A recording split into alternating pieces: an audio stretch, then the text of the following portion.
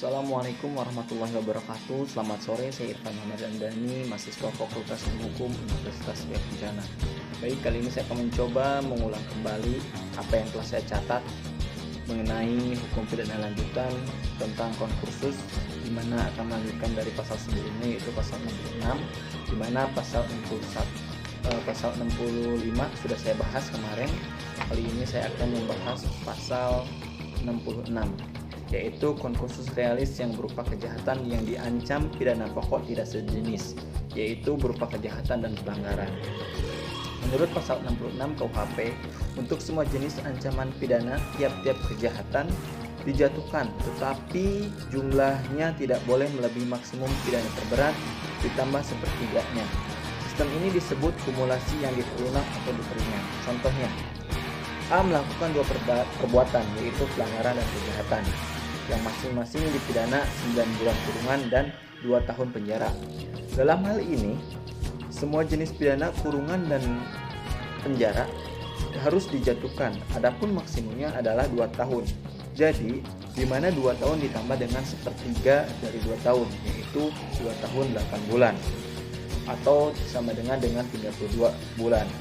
Jadi, pidana yang dijatuhkan adalah bukan keseluruhan 9 bulan ditambah 2 tahun, akan tetapi 2 tahun ditambah dengan sepertiga dari 2 tahun.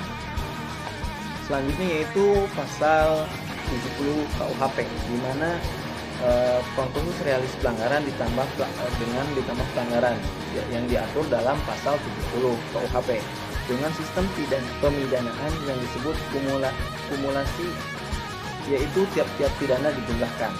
Contoh, A melakukan 2 pelanggaran yang masing-masing diancam pidana kurungan 6 bulan dan 9 bulan, maka seharusnya maksimum pidananya adalah 6 tambah 9, yaitu 15 bulan.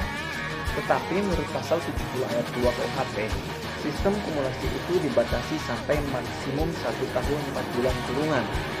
Jadi apabila A melakukan 2 pelanggaran yang masing-masing diancam kurungan 9 bulan, maka untuk A dijatuhkan pidana 18 kurungan.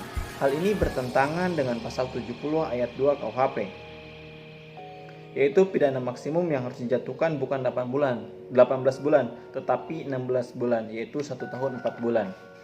Konkursus realis baik yang berupa kejahatan maupun pelanggaran yang diadili pada saat yang berlainan berlaku pada pasal 71 KUHP. Contoh, pada tanggal 1 Januari 2007 melakukan pembunuhan, pada tanggal 5 Februari melakukan pencurian, dan pada tanggal 10 Maret 2007 melakukan pencurian.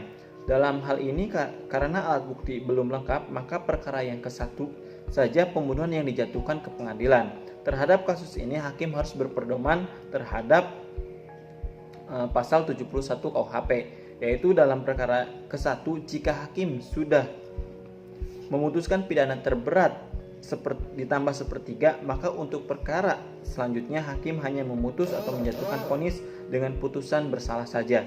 Tetapi apabila dalam perkara ke-1 hakim belum menjatuhkan pidana terberat ditambah sepertiganya, vonis kedua dapat dijatuhkan pidana terberat ditambah dengan 1/3-nya. Pasal 71 KUHP berhubungan dengan pengertian perbarengan, yaitu rumusan ketiga. Oleh karena itu, jaksa atau penuntut umum harus melakukan penuntutan secara bersamaan dan sekaligus. Tetapi dalam praktek jaksa tidak selalu mengajukan perkara secara sekaligus dikarenakan alat bukti yang kurang lengkap. Atas dasar itu, maka konkursus berbicara tentang poin pertama, yaitu pemidanaan dalam tindak pidana 2 stelsel atau sistem pemidanaan yang meringankan, namun menurut sistematika KUHP memberatkan. Demikian yang dapat saya sampaikan. Wabillahi taufiq wal hidayah. Wassalamualaikum warahmatullahi wabarakatuh.